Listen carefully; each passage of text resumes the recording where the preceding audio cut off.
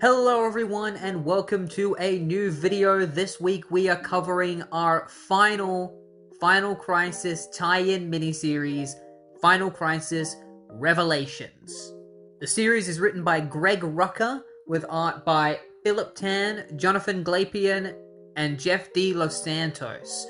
It follows the character Crispus Allen, who had become the new Spectre during Infinite Crisis, and how he feels about becoming the Spectre, because he, unlike most of the other hosts, hates being the Spectre. The reason being because his first assignment as the Spectre was to kill his own son. The series also heavily focuses on Renee Montoya, who is the second Question. These are two characters that Greg Rucka wrote quite a lot in his Gotham Central series. Originally, this series was just going to be called Street Crisis, and it was going to focus on how Final Crisis is affecting the street-level heroes, but Rucka found that to be not enough material for a 5-issue miniseries, so instead he decided to have it revolve around these two characters and a couple of others, and really expand on these characters as a whole. So without further ado, let's get straight into Revelations. The story begins with Crispus Allen as the Spectre going around and enacting vengeance upon different villains, beginning with Dr. Light, who has done many horrible things that I can't talk about in this video without the video getting demonetized. All I can say is that he is going to do these horrible things to 3 women who are dressed up as the characters Donna Troy, Starfire, and Raven. I'm assuming these aren't supposed to be the actual characters. If they were, that would be a bastardization of their characters, because there's no way the 3 of these women can't easily destroy Dr. Light, especially together. The situation is interrupted by the Spectre, who shows up, encases Dr. Light in this weird wax stuff, and plunges his soul into hell, where he will be tortured for the rest of eternity, and that's still not enough to make up for what he's done. But it's a start. Meanwhile, in a hospital, a woman whose name is Clarice, she's a sister at a church. She is telling her Mother Superior that she's gonna be fine, and that she'll get healthy anytime soon now, but unfortunately she doesn't, and she passes away. The Spectre goes and visits another villain called Effigy, who is an enemy of Green Lantern, and plunges his soul into hell as well, because he's a murderer and he's done all sorts of horrible things. And then he transforms back into his human form as Crispus Allen. Meanwhile, Renee Montoya has been infiltrating a cult who all worship Cain, and they've discovered that she isn't really a part of their group, so they all attack her at a harbor. She fights back, she beats the heck out of these guys, and then she hears the sound of a horn and realizes that their boat has taken off. She jumps off of the dock and into the back of the boat, and we will find out why this is important a bit later. For now, we cut to a meeting between Libra and a group of supervillains. Libra is currently working for Darkseid and is granting wishes to all of these supervillains, and in return, they have to give him their loyalty for Darkseid. The Spectre shows up and tries to enact vengeance on Libra, but when he tries to touch Libra, he can't do anything, and the power of Spectre is blasted away. And Libra's like, yeah, you can't touch me because I have plot armor. That's really all it is. This guy has major plot armor, can't be taken down by the Spectre for some reason, even though in the Final Crisis book, the way Libra is defeated is very anticlimactic. If you want to see it, then you can check out my Final Crisis videos. Even though Crispus can't punish Libra, he can punish everybody else in the room, so he lights up with power, and everyone else in the room gets completely destroyed by him and reduced to burnt corpses. And Libra's just like, oh, crap. I needed those people. I do think it's pretty funny where the Spectre's like, well, if I can't punish you, then I'll just punish everybody else in the room instead. Meanwhile, back on the cult boat, the members of the cult pull somebody out of the ocean. They were sent down there to retrieve something. Turns out this thing is some kind of mystical spear that is said to be able to kill gods. And that's when Renee decides to jump out, but she gets blasted by the power of the spear. Meanwhile, Crispus heads to a graveyard where he talks about the fact that he had to kill his own son as the Spectre, and that he's really pissed at God because he's like, well, you sent me to go and kill my son and had no problem with that. But as soon as you send me to go to kill Libra, you take the power away from me. Like, what is up with that? You can go to hell. I'm done. I don't care what happens next. But then the Spectre shows him his next target, and Crispus murmurs to himself, Renee, his old partner. The cult goes looking for Renee's dead body and only find her hat. Turns out she's still alive. She attacks them, smashes one of them aside. The cult member with the spear begins shooting energy everywhere and accidentally kills one of her cult member friends. It's like, you don't know how many times I have imagined killing you for our Lord. No, but if you have a few bars, I'll fake it. And then the words Renee Montoya are uttered as the Spectre arrives in front of them and says that Renee's judgment is at hand. So I wonder what that's about. I wonder what Renee has done to upset God. Renee Montoya is confronted by the Spectre, who is determined to enact vengeance against her for being the leader of this cult. Even though Renee didn't choose to be the leader of this cult, she was forced into the cult and eventually escaped from them and then tried to take them down. But the Spectre doesn't care about that. He only cares about vengeance.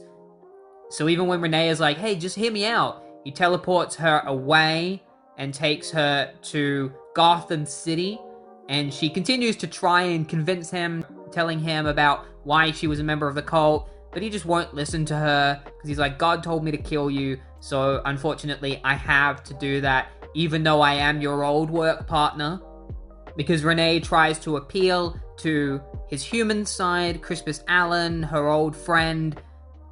The Spectre shows Renee a vision of Batwoman, aka Cain, who is currently fighting a group of thugs, and also, I think that's supposed to be Killer Croc.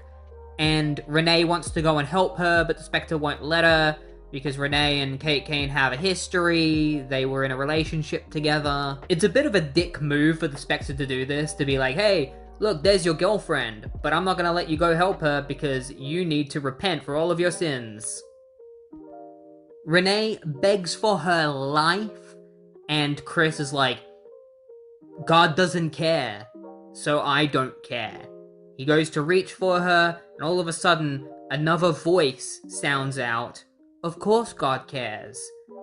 And a new character, whose name is Radiant, shows up, and she is the spirit of mercy. This is her official debut. She didn't exist before this. The explanation for her existence now is that God decided that there needed to be a spirit of mercy. Simple as that. And this really upsets Crispus. Because he's like, why is God creating a spirit of mercy now? Where were you when I killed my son? Crispus is convinced that God has no mercy. There's no capability for mercy. And he breaks down crying over the death of his son. And Rucker tries to get a little bit too in our heads with biblical text. He starts comparing the death of Crispus's son to the death of Isaac, to the situation with Isaac and the ram, and she's like, was your son Isaac, or was he the ram? But doesn't really give us a straight answer, and it's like, if you're gonna compare it to that biblical verse, at least give us a straight answer. instead of just leaving it hanging there. Meanwhile, the cult of Cain from earlier arrives on a nearby island. They have the spear, which turns out to be the Spear of Destiny, and they have arrived on this island to visit Vandal Savage, who is working for Darkseid, and Vandal Savage just lets them stab him with the Spear of Destiny, because apparently it's his destiny to be possessed by the demon Cain. So by stabbing him with the spear, it releases Cain from the spear, and he is reborn within Vandal Savage and is ready to get his revenge on the one who left their mark on him, which is the Spectre.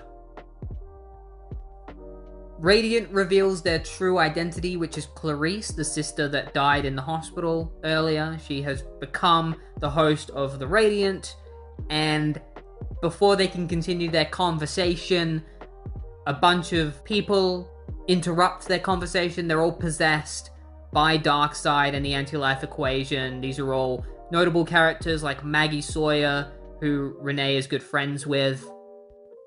Radiant and Spectre try to protect Renee Montoya from the Anti-Life Equation. She almost gets taken over by it because you just have to listen to it and it can control you. But the Spectre manages to teleport her away. Renee finds herself in the middle of, I'm assuming, Gotham City, where everybody around her is controlled by the Anti-Life Equation. She sees Batwoman lying on the ground nearby and is like, "Oh, Kate, are you okay?"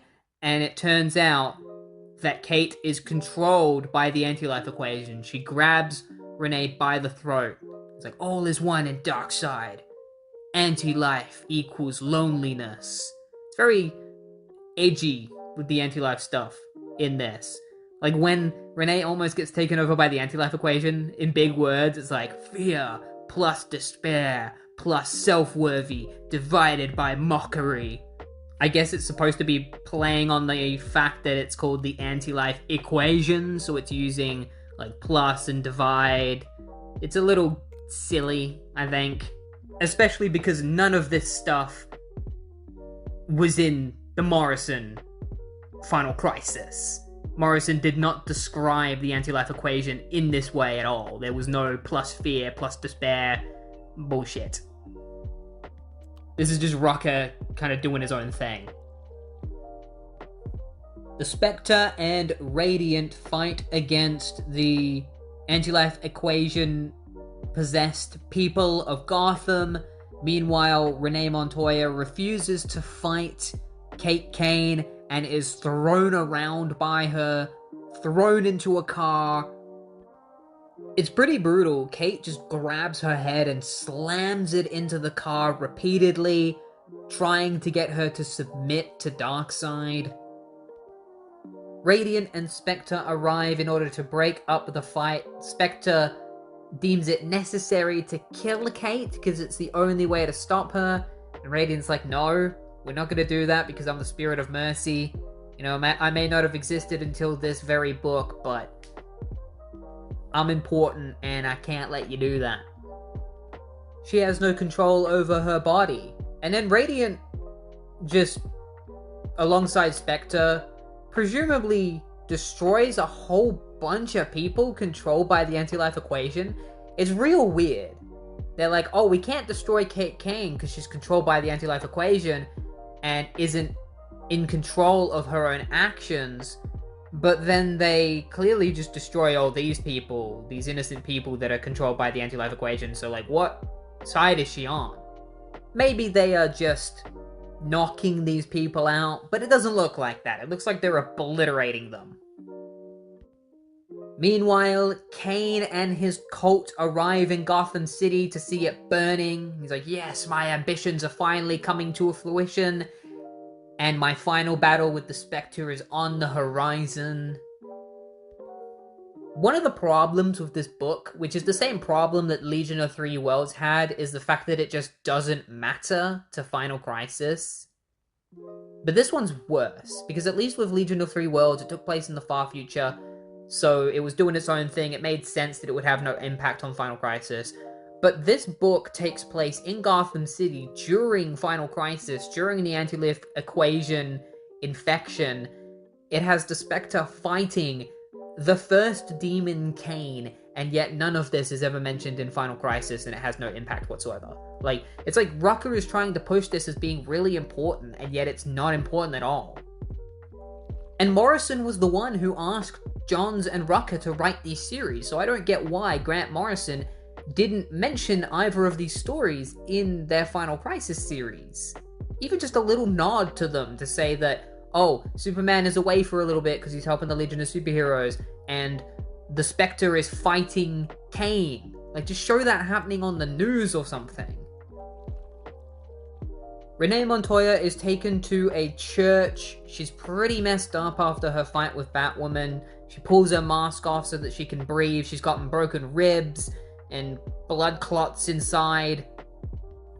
But the Radiant uses her powers to heal her, and then Crispus Allen gets into another argument with Radiant about the fact that he had to kill his son.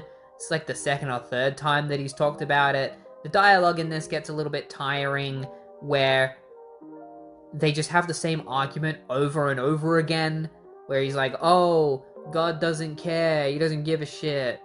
You know, you're the... Like, who's to say that you should be giving Renee mercy and not my son? Renee's a little bit insulted by that, but she just shrugs it off, and some people break into the church. They're being chased by the Anti-Life Equation possessed people. They're like, hey, we're being chased, can you please let us in your church? And so they let these people in, and then the rest of the issue, they just stay inside the church while all of the Anti-Life Equation guys are outside. Everyone's just in church, talking about being stuck in the church, not being able to get out, talking about the situation that they're in. It's a lot of recycled dialogue.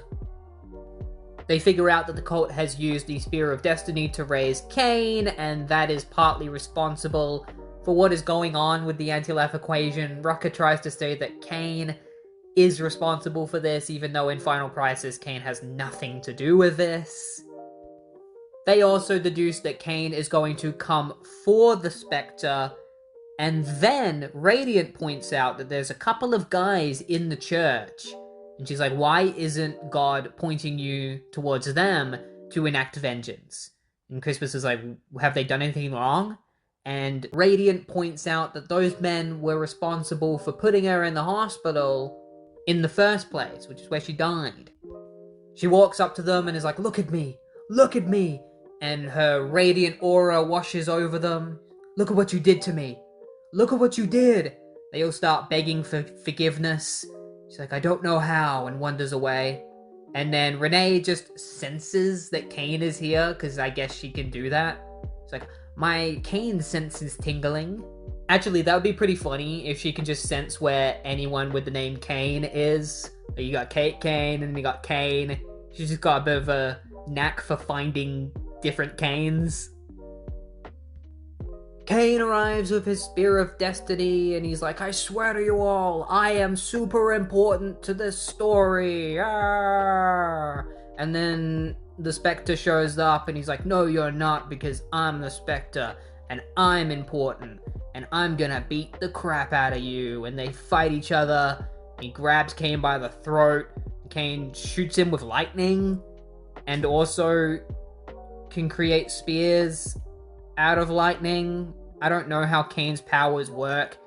He grabs a spear, and he stabs Spectre through the chest. I birthed murder.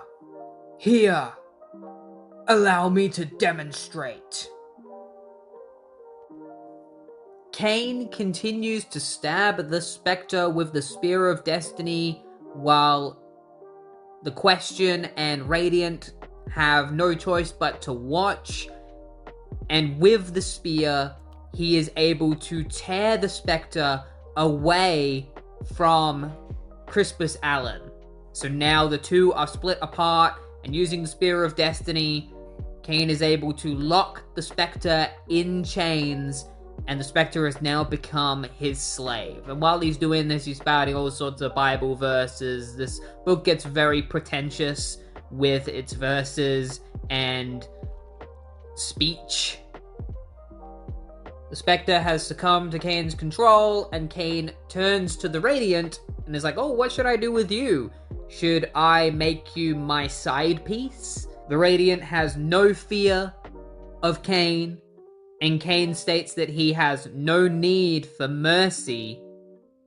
And then he turns to Renee Montoya and just smacks her across the face. It's assumed that Renee was trying to attack him from behind, maybe. He just hits her away. And Radiant's like, leave her alone, Cain. Cain ignores Radiant and tries to kill Renee Montoya with the Spear of Destiny. But just like last time, it doesn't kill her for some reason, because she has plot armor. They don't explain why Renee can't be killed by the Spear of Destiny. The plot just needs her to stay alive, so he can't kill her. So Renee Montoya is just like, I have no idea why the Spear of Destiny can't kill me, but that's a good thing, because it means I can beat the crap out of you, and she kicks him in the face. Cain grabs her by the throat and tries to kill her with the Spear of Destiny again, but a couple of arrows are sent flying through his head. It's like, who the hell is that?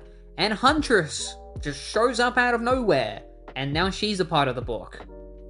Helena and Renee do know each other, so I guess it kind of makes sense that Helena might show up to save her, but I wish they'd established that Helena was around before she showed up, just so it wasn't so random. Like, just have a couple of panels of her in Gotham City fighting against the anti-life equation, establish that in the book so that when she shows up, it can make more sense, where we're like, oh yeah, she was nearby, so of course she'd show up. But no, she just shows up first time in this book, right now.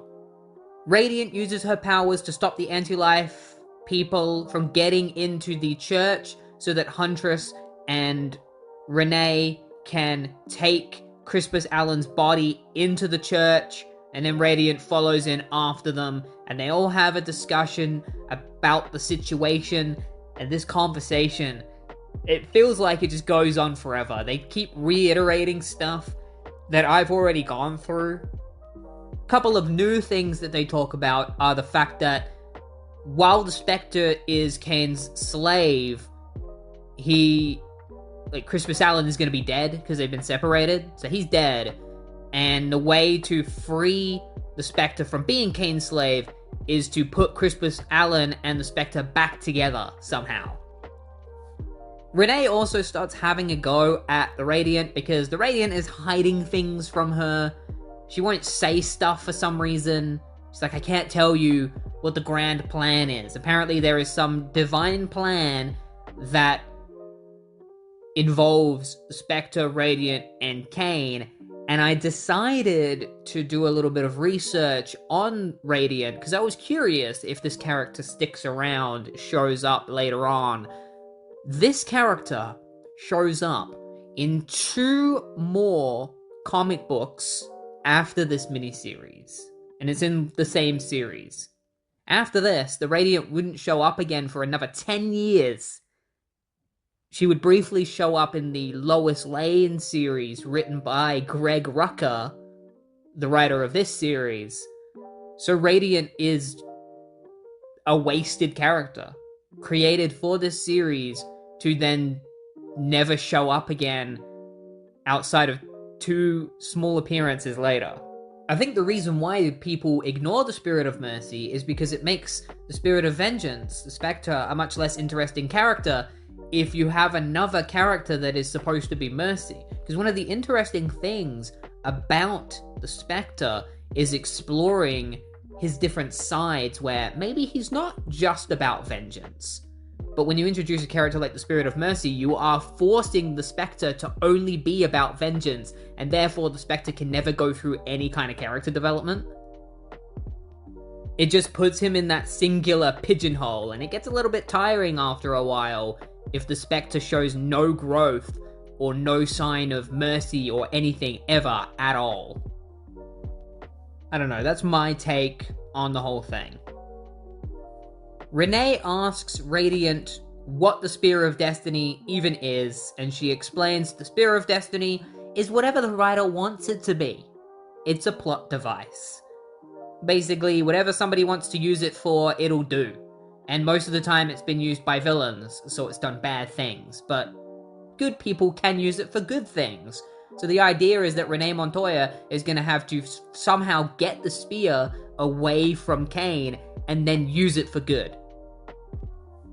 It still doesn't explain why she wasn't affected by the spear. If the spear does whatever you want it to do, shouldn't it allow Cain to kill Renee? Like, that's some hardcore plot armor if the spear that lets you do anything you desire doesn't let you kill one person. Radiant decides to go outside and face Cain head on, and he tries to get under her skin by pointing out the 3 guys that was responsible for her death, and says that you're the spirit of mercy, so you can't kill these 3. But what if I killed them for you? And she's like, no, I'm not even gonna let you kill them, because I don't want them to die. This pisses Cain off, and he forces the Spectre to utter the anti-life equation, and in doing so, the Spectre creates what is called the unmaking, which is undoing the entire universe and then remaking it in Darkseid's image. Now, this does happen in Final Crisis, but it's not explained that the Spectre did it. So, as far as I know, Final Crisis just ignores the fact that it was the Spectre and Cain that did this, and instead, it's Darkseid that did it. Like, if this was Morrison's original intention, that Cain and Spectre would be responsible for the unmaking, then at least they should have mentioned that in Final Crisis, but they don't. Radiant passes out while the unmaking is happening, and then she wakes up and sees that the entire ground in front of her is on fire, all the buildings are on fire, and Cain is standing in front of her, smiling. He's like, we win! The face of evil gloats. So the unmaking has happened, and now everybody's really depressed because the whole world has been ruined by Cain and the Spectre. And Crispus Allen's ghost is watching all of this unfold. He sees that the Radiant is incredibly depressed, and because she's depressed, the barrier that she's created between the church and all of the people outside is crumbling, so soon the mob outside will flood in and kill everybody, so they gotta figure out what to do. They need to grab the Spear of Destiny now. And Renee is like, let's just attack him head on. Like, let's just go fight Cain. And Radiant is like, but Cain will kill you. And I'm reading this like, but Cain has already tried to kill her with the Spear of Destiny, and it didn't do anything, so why would you think he would succeed this time? It's at least worth a shot. And Renee is like, come on, Radiant. Have some faith. Cain just stabs the air, or reality, with the Spear of Destiny. He's just like, And then one of them's like, oh look, the spear has blood on it now, which means you have the blood of reality on the tip of the spear. He's like, yeah, that is the sign of the end of days. And he licks the blood. He's like, tastes like mutton. You know, I always forget, this is supposed to be Vandal Savage. This isn't like Cain took over Vandal's body. No, Vandal Savage is Cain. This is a retcon that he was always Cain. Renee and Helena show up to break up Cain's little rendezvous with the Spectre, and Cain attacks Renee again with the Spear of Destiny. It doesn't do anything, and Renee's like, didn't you learn from the last time? And Vandal is like, no, I shot you with that for them, and points to Catwoman and Batwoman, who are under his influence, and so they attack Renee, and I'm like, how did that help them in any way? Was it supposed to distract Renee? Because it doesn't really do anything. She fights against them. Yeah, they do get the upper hand, but I think that's because there's 2 of them, and they're really good fighters. You know, I don't think it was because of you shooting her with the Spear of Destiny. While Renee and Helena are fighting Batwoman and Catwoman, Crispus Allen goes to the grave of his son and lights a candle, and this is him moving on from the death of his son and forgiving the Spectre, finally letting that grudge go. It's honestly probably the best part of this book. Catwoman grabs one of Huntress's bolts and stabs it straight into her chest, which kills Huntress, or at least puts her in a pretty bad way. And Batwoman overpowers Renee, and then Cain approaches her with the spear, and Renee's like, you can't kill me with that. And Cain's like, yeah, I couldn't kill you with it before, but now, for some reason, I can, and he stabs her in the torso. I don't get it. Before, he wasn't able to kill her by blasting her, but now he's able to stab her with the spear? What is this storytelling? Where is the explanation for this? Was it just a case of, like, all he had to do this entire time was just stab her with the spear instead of shooting her? That's kind of dumb if that's the case. But it turns out that this was a part of Renee's plan. She's like, oh, now that the spear is stabbed in me, it's mine. And she grabs the spear, and as she's grabbing the spear, the 3 guys that were responsible for Radiant's death all attack Cain and keep him back, while Renee is able to pull the spear out of her gut. The Radiant tells Renee to use the Spear of Destiny to help Crispus Allen so that he can rejoin with the Spectre. So she uses the spear, and then Crispus Allen reconnects with the Spectre, and they become whole again, and then they undo everything. They just undo the unmaking, which didn't actually happen in Final Crisis. This essentially makes this miniseries not fit into canon, because in Final Crisis, the one who undid everything was Superman. He used the reality machine to undo everything, fix everything, but in this, it was the Spectre who did it. That is never mentioned in Final Crisis, therefore this series is not canon. Unless he just fixed Gotham. In that case, that's not a very big deal. The fact that he only fixed Gotham and not everything? Nah. I think Rucker is trying to say that he fixed the entire world, but in reality, he didn't. And then he chains up Cain, and Cain is like, you can't get rid of me. I'm immortal. The gods won't let you. And Spectre is like, yeah, I'm not going to get rid of you. I'm not going to try and kill you. What I'm going to do is I'm going to make you wish you weren't born. And he sends him to the middle of somewhere, maybe Africa, and the punishment is that everyone will now know Cain for who he is whenever they see him. So as soon as all these people see him, they all just start attacking him with rocks and swords and stuff, so he's just gonna be hated for the rest of his life by everybody. Everybody's gonna know who he is. This would be cool if it mattered, but I did a little bit of research and was not surprised to find that Cain does not show up again after this.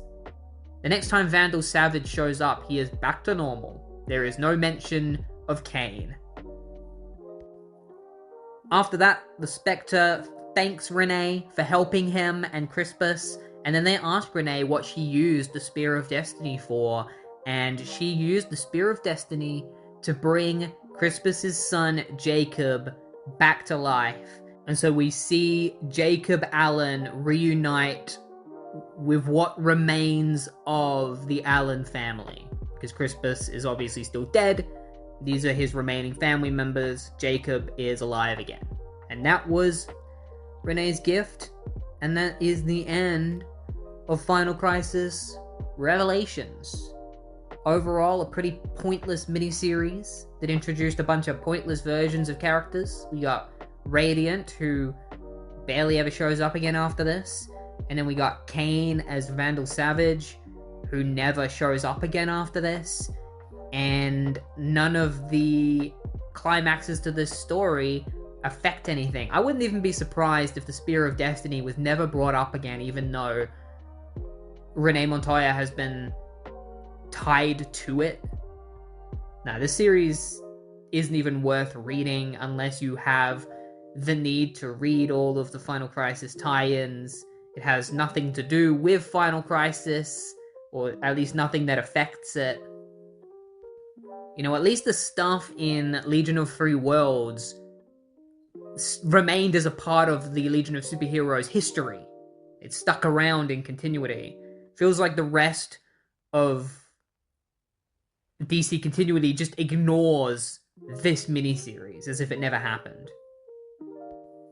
Except for the Lois Lane series. If you enjoyed this video, then feel free to like and subscribe, and YouTube has added a new feature, which is where you can hype a video for free. It can help new creators and other creators get out there. YouTube will share their content more, so feel free to do that if you enjoy the video, if you like this. And I will see you next week for Flash Rebirth. It's the return of Barry Allen. That's what we're covering next week. Have a good one.